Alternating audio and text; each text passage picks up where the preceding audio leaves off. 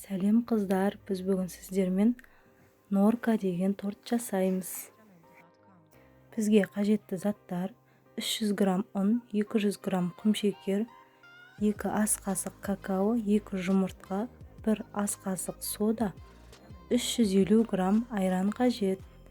Ең алдымен құрғақ ингредиенттерімізді араластырып аламыз.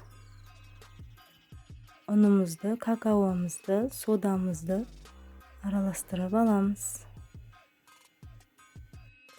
Енді ыдысымызға 2 жұмыртқамызды салып, құмшекерімізді 3 бөлікке бөле отырып, миксерменен әппақ пышный болғанша миксерлейміз.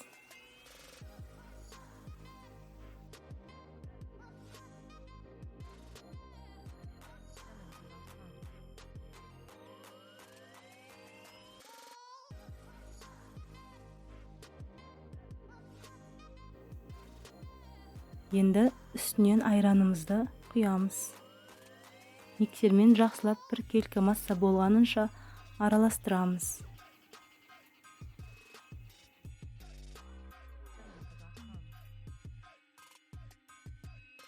Келесі кезекте ұнымызды електен өткізе отырып, 2 бөлікке бөліп, миксермен жақсылап араластырамыз. Қалған ұнымызды салып, миксерлейміз. Бізде осындай қамыр пайда болуы қажет. Енді біз диаметрімізге дайын болған массамызды құямыз. Менде 24 сантиметр. Кольцомыздың астына фольга қағазын төсеп, кольцомызды сұйық маймен бір майлап шығамыз. Сол кезде қамырымыз жабыспай, әдемі болып шығады.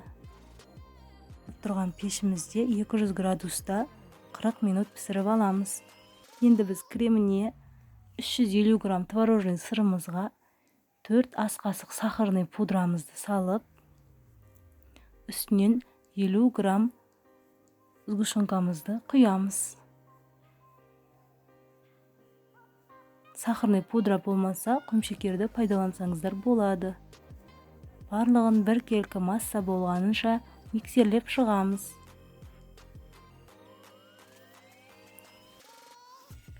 Бізде осындай өте әдемі, жұмсақ крем пайда болады.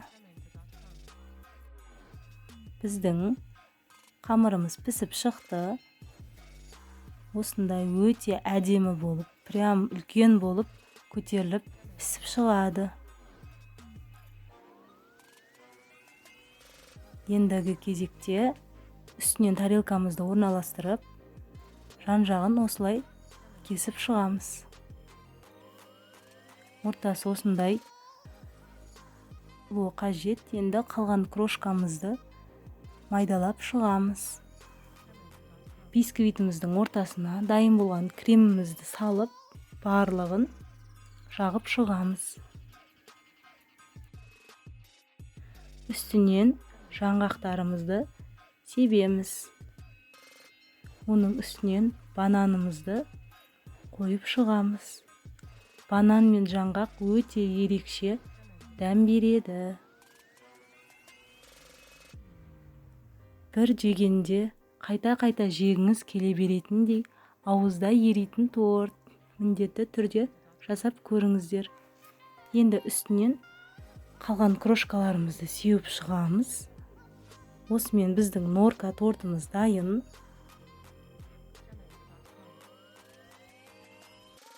Жұп-жұмсақ мамықтай болып шығады.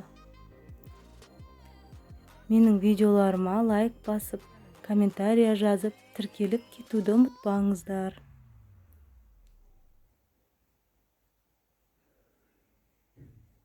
Видеомды соңына дейін қарағандарыңызға рахмет. Барлықтарыңызға ас болсын.